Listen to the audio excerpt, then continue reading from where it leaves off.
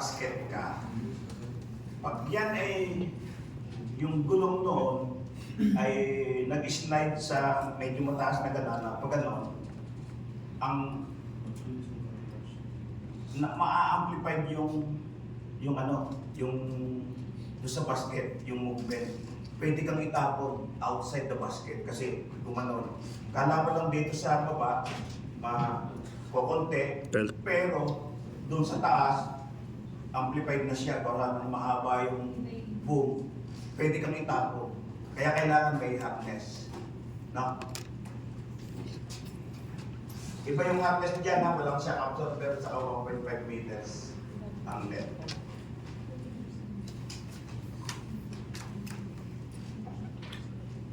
Specification, safety rules, workplace inspection, bago magdala. I-isa-isayin natin ito ha, pre-operation inspection, controls, function test, operating instruction.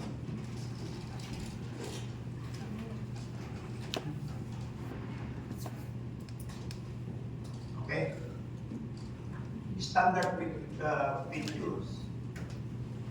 Yung driving nito kasi may self-propelled or may sariling prime mover. Gas, LPG, diesel power. Yung mga makina niya. Yung sinasabing standard feature dyan, yung 6 feet, magpapari lang yan. This is an example. Maximum working height, oscillating axle system, self-leveling platform. Kasi yung mga self-leveling platform, ano yan, mga scissor lift, pag pinindot mo yung button, magle-leveling siya, automatic. Drive-enabled system, 360 degrees continuous turntable rotation. Yan yung mga standard feature na nakaya ng manlift. Pero siyempre, may limitation din yan. No? Meron siya capability, pero may limitation din yan. Okay? Yan yung work height, hanggang doon lang. Iba yung reach ha, iba yung horizontal reach at saka maximum working height. Magkaiba yan. Ito pinakikita dalawang model, S60 at saka S65. Mas malaki ang overhead ng S65. Width, maximum load capacity. Ang unrestricted load capacity ito, 272 227. Actually, ito 227 ang unrestricted. So, dalawang tao pwede. Plus material and equipment. O, ito pa ulit yung pang-iba. Pictogram. Turning radius outside on that model 6.75 meters. Driving speed, mabagal, no? 6.2 meter ha, per second. 6.2 to 9.1 meter per second. Fuel capacity, 30 gallons or 11.4 liters. Safety rules. Failure to obey the instruction and safety rules in this presentation. Uy, parang nagwawami. May result in death or serious injury yourself. Hindi naman. Anyway, do not operate unless you have received theory, practical training, principle of safe machine operation contained in this program. You are aware of dangers of such situation and how to avoid them, how to carry out pre-operational inspection on this equipment, and how to perform functional tests prior to use, how to inspect the workplace and travel route. And then 6, you to use the machine that it was intended, not a straight pang lift. No? If the man lift, only lifting personnel. If you don't have received yung number 1, theory and practical training from a institution, hindi ka pwede mag-operate ng man lift. Lahat yan. Actually, kung hindi ka din aware sa danger or sa situation, and then, how to carry out operational check, ano din yan, pupunta din yan sa practical training. Lahat yan, hanggang 6. kung na sa practical training. Sana may manlip dito, no? You have to read and understand all manufacturing instruction and safety rules in the equipment operating information manual. Sa basket ng manlip, meron niyang kulay itim na manipis na box. Ayan. Pag binuksan mo yan, nandun yung operation manual.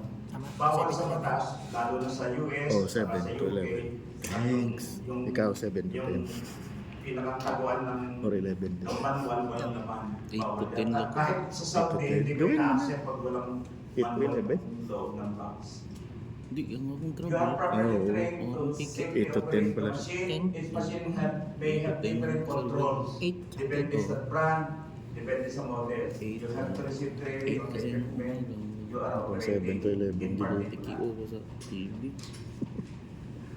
Pero may Yan, ano na. electrocution hazard. Adi before, tagadi after. If this machine is not electrically insulated, it will not provide Ay, sa bagay. protection from contact with proximity to electrical current. Maintain safe distance 3 meters. 3 meters from the electrical power line. Pag yung wala yung insulation eh, pag nakadaig ka dun sa mga electrical power line, makukuryente yung operator. Hmm. Yan, ah. So the following pictures show why. So, wala. This is the power line. Ayun, wala. Naano naman, Sino? na-rescue pala naman. Na-rescue. 4th degree na na yun? Hindi, tigas na talaga na nakuryente yun, nakasunod yung buong katawan. Dito, yung sa Meralco, yung mga manly. Na-rescue naman pala. Buhay pa yan. Ayan. Yun, na-dahil sa power line. Actually, hindi naman siya dumahit eh, yung nag-tail tumuhon sa power line. Yeah, kaya yan, never operate. The lightning was stored, use the machine as a ground for welding. Yan. Ito yung sinasabi kong itim na box. Sa loob niya, pag ginanon mo, dapat nandun yung manual. Ito yung basket. May nakalagay na SWL. Unrestricted na SWL. Teka nga pala, no? Ang covered standard nito ay, ano, sa manlip.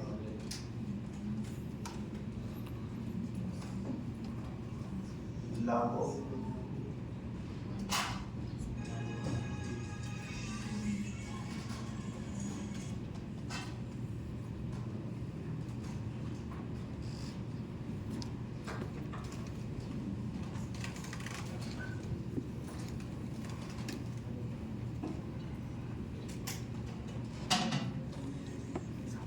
ANSI.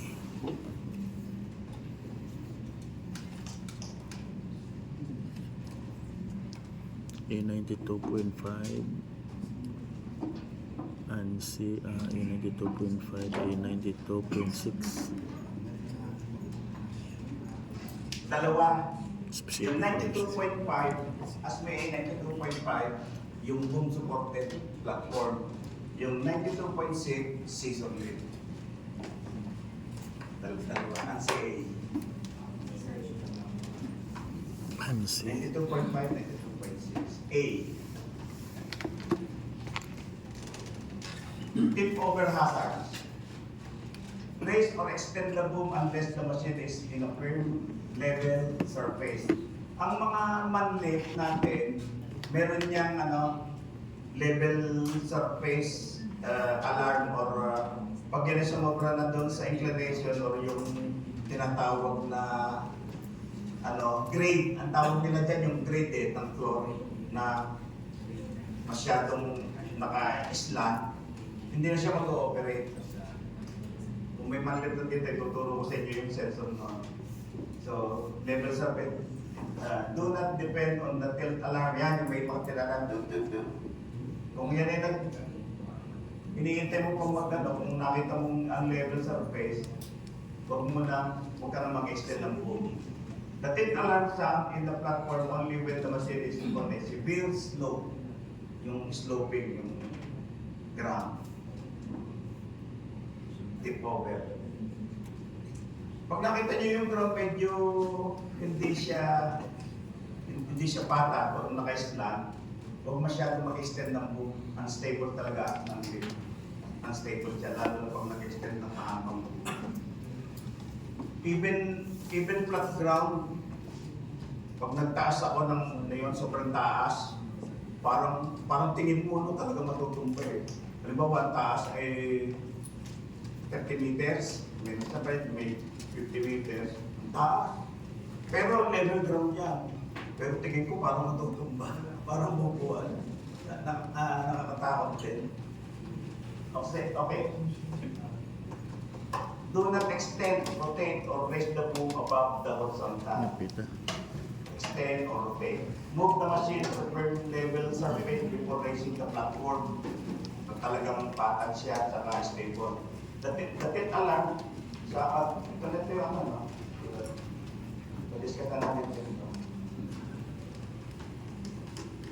Yan, sa maximum speed usually sa outdoor, 44 km per hour yung maximum speed limit. Use extreme care and keep your speed slow while driving the machine across uneven terrain. May ano dyan, merong rule sa pag itadrive mo yan. Dapat actually kung tutusin na ano yan, nakaretract yung lahat ng boom at saka medyo mababa ka, itadrive mo. Ang pag-drive niya gano'n, bago nakatungtong sa pedal.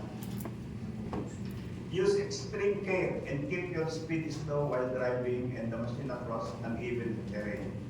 Debris or wet surface on the ground may make the machine unstable or slippery during travel. Never drive the machine on a near unstable surface or other hazardous condition with the boom raised or extend on the power line. Na-discuss na natin previously kung ano magiging aksidente, yung consequences. Push off or pull toward any object outside the platform. Yung iba, ang ginagawa din nasa platform, tumutulong i-push yung, halimbawa may kinakabit na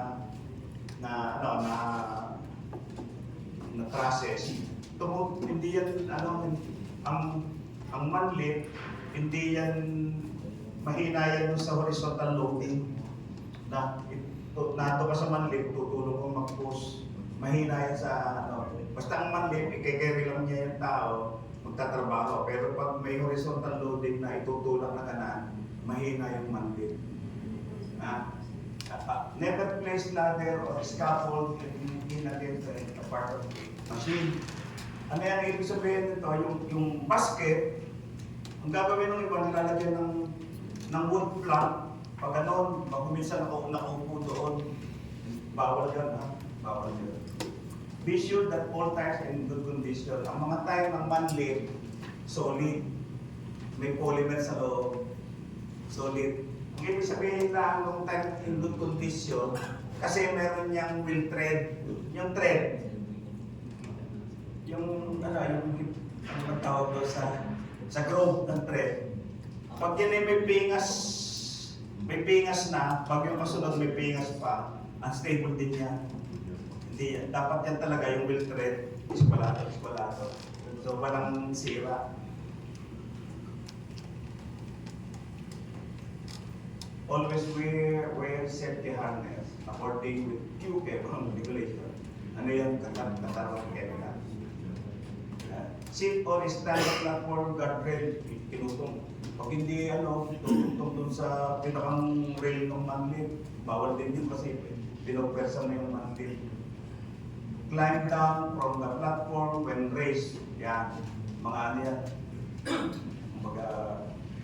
Never do that for hazard.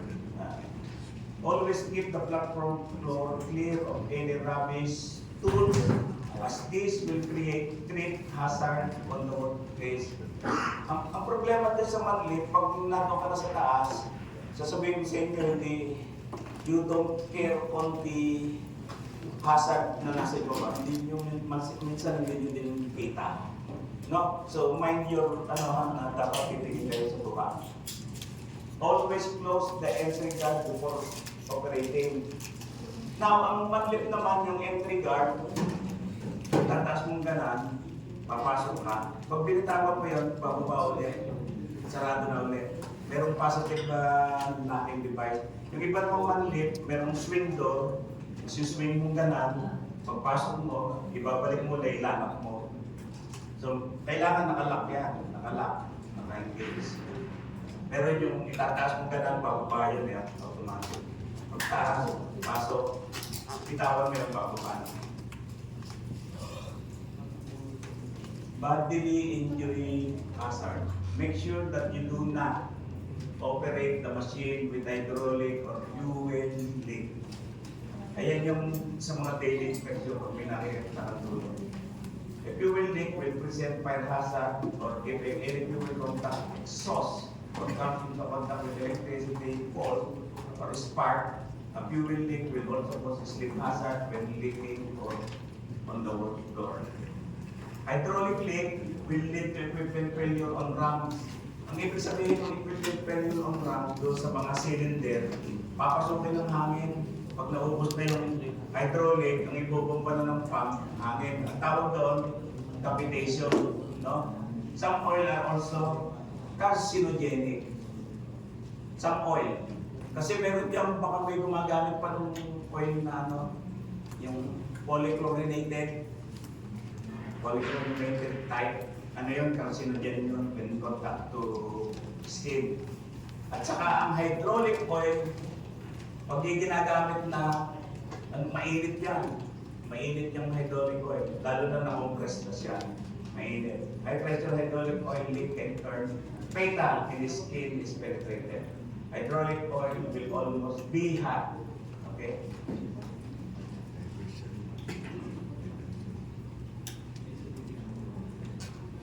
Carbon monoxide. Pag sinabing carbon monoxide sa engine, ibig sabihin nun, incomplete combustion. May problema yung combustion system mo ng makina. No? There is a risk of carbon monoxide built up in unventilated areas. So, pag ang manlip nasa isang enclosed area, kagaya nitong room na to, pag yan ay ginamit mo sa una, okay, after a while, magkakaroon na yan ng incomplete combustion. Alam niyo kung bakit? Kasi itong lugar na ito, napuno na ng usok, imbes na ang makuha oxygen, na nakukuha din yung usok. Ngayon, pag nakuha yung usok, doon sa burning, magkakaroon ng incomplete combustion kasi nga kulang na yung oxygen. Ano yan dapat yan, perfect yung mixture ng oxygen, fuel, para magkaroon ng complete combustion. Ngayon, kung nahihigop na ng hangin ng makina carbon dioxide na, magkakaroon, lalo na sa enclosed, usually sa enclosed yan ang nangyayari, magkakaroon ng carbon monoxide emission. So, yung carbon monoxide, lason mo. No? Nakabalita na ba kayo ng carbon monoxide poisoning? Meron. Carbon monoxide poisoning, Combustion. usually, doon sa mga biglang liko.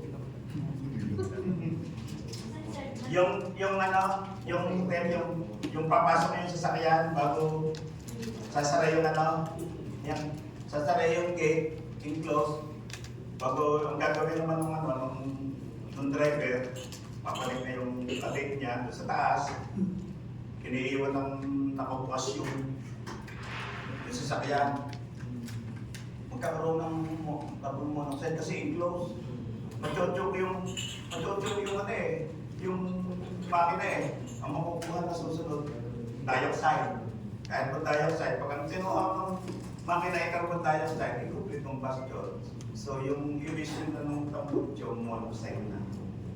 Pagbaba ng lalaki, halimbawa sarap ng pakilasa, sarap ng change oil. Pagbaba niya, patay siya kasi carbon monoxide po sa sasakyan. Ventilation yun ang sabihin mo sa mga bigla ng ventilation. Ha? Inosente, no? Inosente. Ayun nga, kaya nagkakaroon ng build-up ng carbon monoxide dahil imbis na makuha ng makina natural air na nakukuha carbon dioxide na from the previous emission. Always operate the machine in a well-ventilated area to avoid carbon monoxide poisoning. Serious ito. Serious case ito. Talagang ano ka, napapatayin ka ng carbon monoxide. Ang mahirap pa din sa carbon monoxide, hindi mo alam yung amoy, parang odorless. Parang odorless din niya yung carbon monoxide. Gas detector, yung carbon monoxide.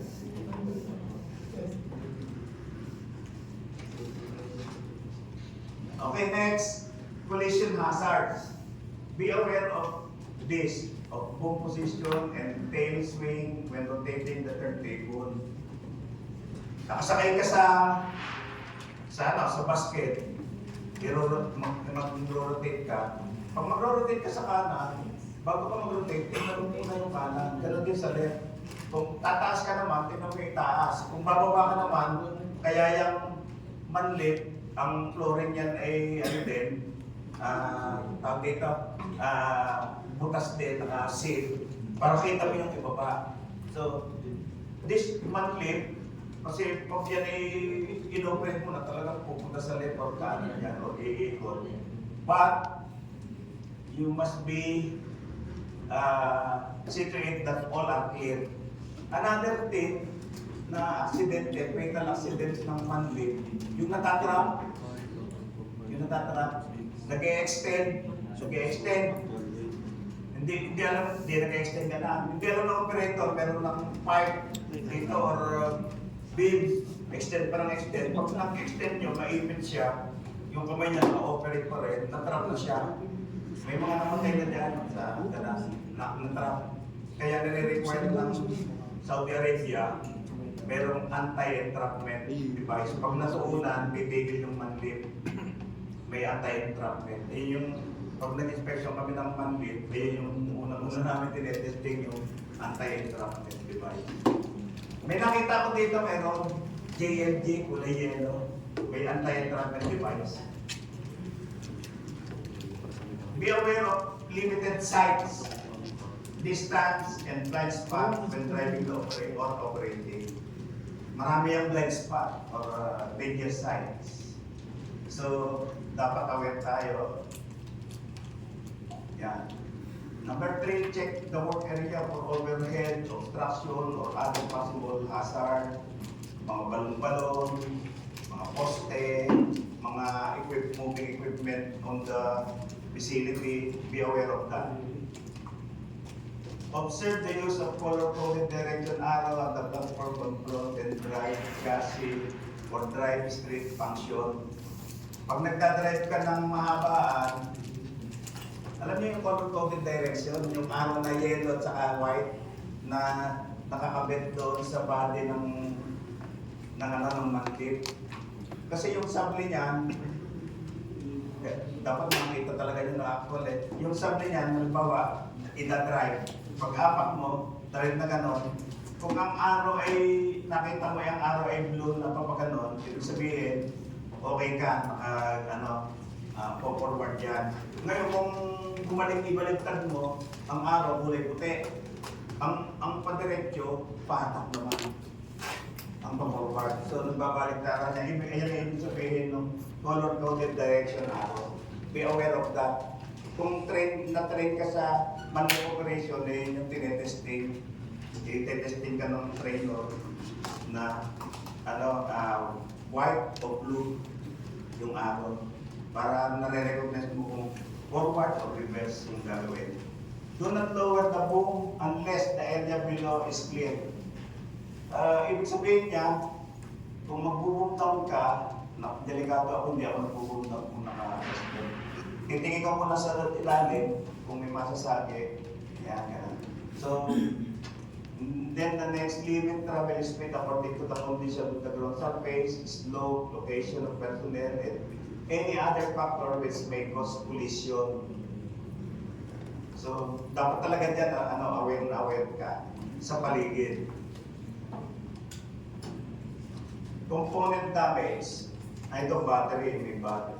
Do not use any battery or charger greater than 12 volt to jumpstart an engine. Bago tumigil, magja-jumpstart ka, 12 volts battery ang gagamitin. Yan, kita dyan yung yung hydraulic pump, tandem type, meron sumunod na pump ulit. Ensure you have the correct cables, joint, polarity, yung meron positive, negative. Siyempre sa mga, ang kulay pula niyan ay positive, yung susunod, negative na. So, disconnect, connect, and disconnect the light LED first. Ibig sabihin ng light LED, yung pagkukunan ng start-up. Be sure that the hydraulic shut-off valve located by the in the hydraulic tank are open before starting the engine. No? Doon yun sa hydraulic tank, hydraulic shut-off valve. Meron niyang manually sinashut off to siguro to prevent yung yung pag nag-bleeding hindi directly kagad pupunta doon sa sa hydraulic tank. So, located at the hydraulic tank are open before starting the engine. Kasi kung yan ay close, mahirapan yung pump. Kasi walang pupunta ng hydraulic eh. Hindi magsisirculate, mahirapan yung pump kung naka-close yung valve. Saan niya papupuntahin yung yung binubomba niyang hydraulic oil. Dapat yan open papuntang sa cycle. Matapos na. Explosion hazard and fire hazard.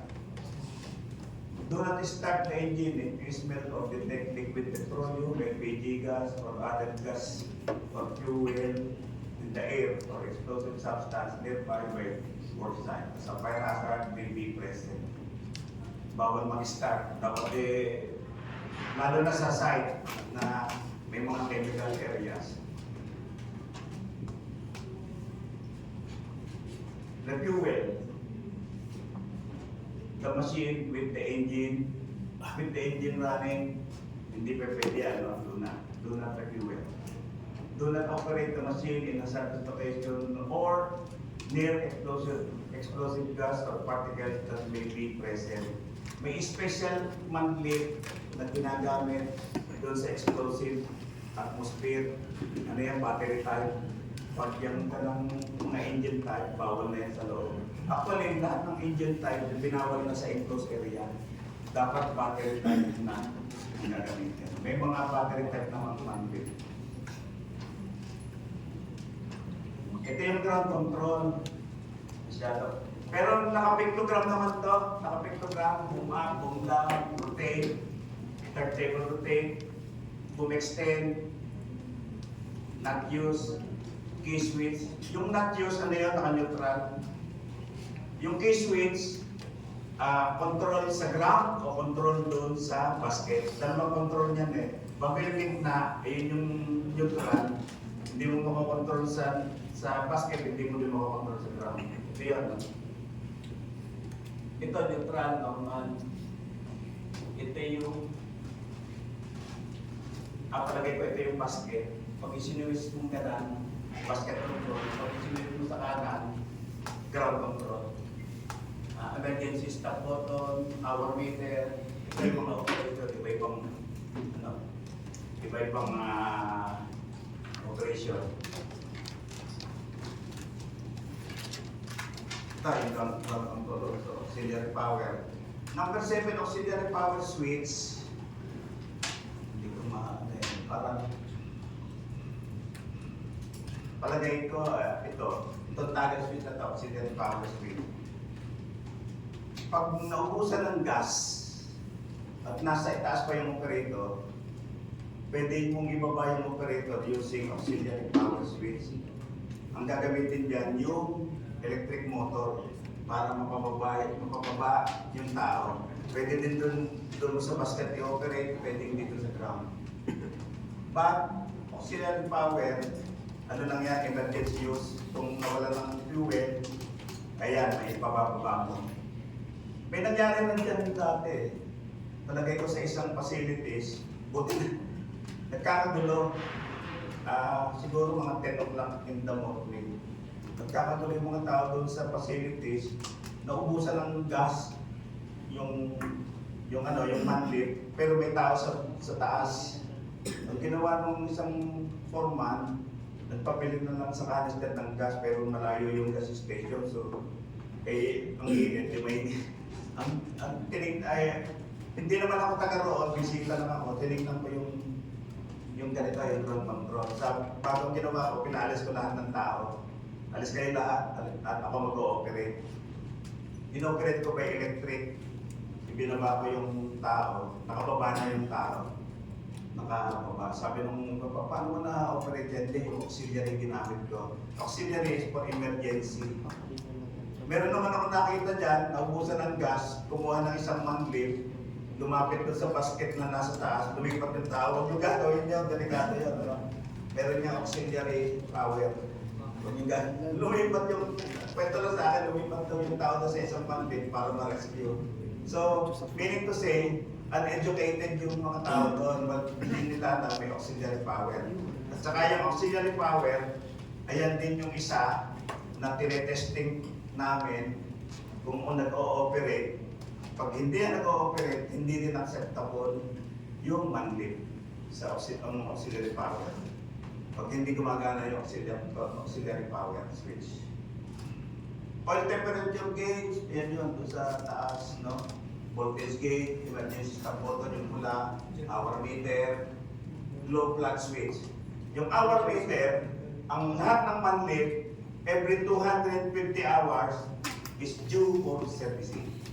250 hours is due for servicing. Function enabled switch. Ano yan? Yan on and off. Engine alert switch. Then 15 ampere breaker for engine electrical circuit, short circuit. Ano yan? May breaker din sa relay. Gasoline switch. Breaker control, platform level switch. Yung platform level switch, pag binukas mo, nasa loob yung sensor or switch. Marami pala. Ito naman yung control panel ng platform. Hindi masyadong maganda pagkakakuha. Dapat i-review natin. Ito yung control stick. Control stick ito sa rotation at saka forward and reverse.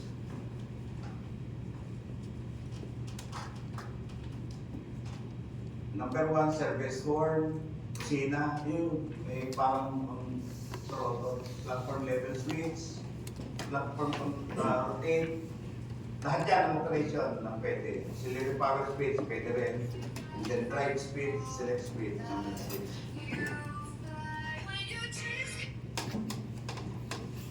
Tawag. Sorry. Sabi mo sa iyo kay Commander, kayo yung natin ng training.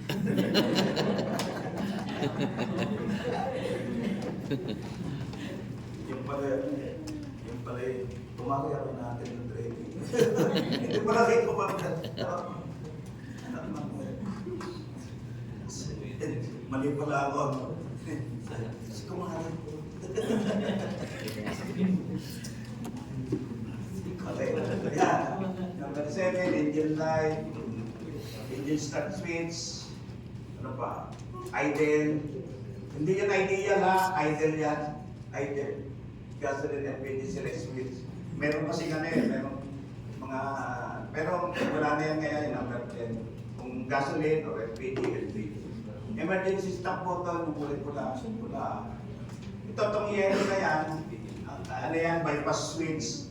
Kasi yan, ang manlift at a given situation, kung nagka-emergency, hindi po ma-rotate, pwede mong i-bypass yan yung red button, pipindutin mo, may rotate mo siya o may bubong down.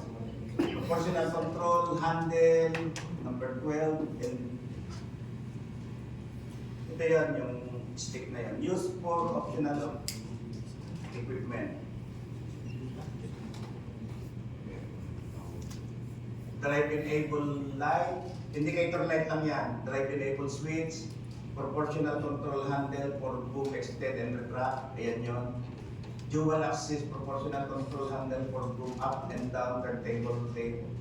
Palagay ko na doon sa kabila yung dibita. Rotate. Extend lang itong table, itong ano na to, sable.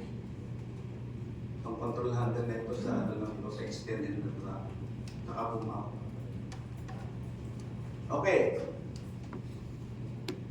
Punta na tayo sa pre-operational check. It is the responsibility of the operator to perform pre-operational inspection and routine of maintenance. So, paano ito ginagawa? Kung kanina na-discuss natin, ano yan, yung visual check, baka may mali. Pag pre-operational check, inspection, for routine maintenance, ano lang yan, titignan mo yung tire, titignan mo yung condition, titignan mo yung engine, titignan mo yung mga gauge, no? And then the basket, the condition lang. So pre-inspection, visual inspection, okay, sa mga parts, mga leaking. The pre-operation inspection also serves to determine the routine maintenance procedure are required. A damaged modified machine must never be used. Ano ba yung damage? Pag nakita natin physically, may sira yung gulong, or may leak, or na-dent yung boom, ayan yung category na damage manlip. Or ligo-ligo na yung mga railing ng basket, damage manlip yan. Be sure that the operator's safety and responsibilities manual are complete, legible, in the storage container located in the platform basket. Yung tinuro ko kanina sa inyong kulay black. Check for engine and coolant leak if there is the correct level. Warning system will be pressurized when hot to make a severe burn when checking the coolant level. Delikado yan, no? Magbubukas ka ng coolant level cap, delikado yan. Kahit sa sasakyan, hydraulical leak or correct oil level. Check the battery, the security of level if not sealed type. Kalimitan naman ng mga battery sealed type na, no? Sealed type na. And also maintenance free. Para ba yan maintain yung battery? Maintenance free battery. Check the correct tire pressure. Ang mga manlip, bihira na yung pneumatic. Lahat yan solid, halos yan lahat solid. Solid. Ang mga pneumatic, halata ko pag pneumatic, yung gulong ay medyo mataba. Ayan, pneumatic yan.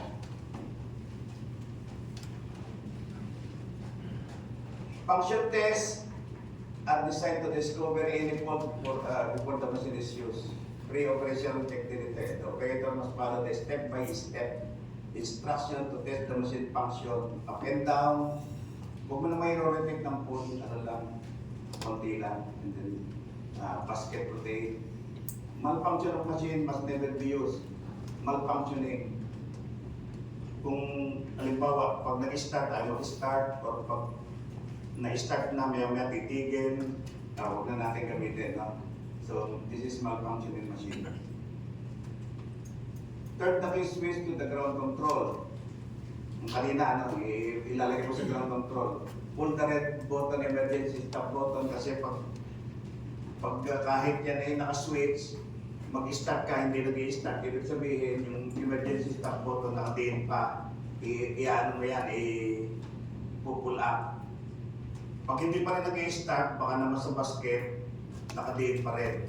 So, i-pull up mo din yun. Dapat yan, pull up. Pull out yung red emergency stop button to start the engine. Then, test emergency stop. Ano yun? Pagka na-i-start mo na, i-stop mo din, no? Emergency stop. I-check mo lang kung ano yung response ng emergency stop. Pero may mga ano dyan, ayaw din gumana yung emergency stop button. Pag napisin mo na, diretso pa rin. So walang link, electrical link. Push in the red emergency stop button to off position. Ang off position ng emergency stop button, nakadiin, no? Pag hinindinin mo, hindi na ibabalik unless tinatak mo pa palabas. Or other stop button, if counterclockwise, tataas na yan. Depende sa model.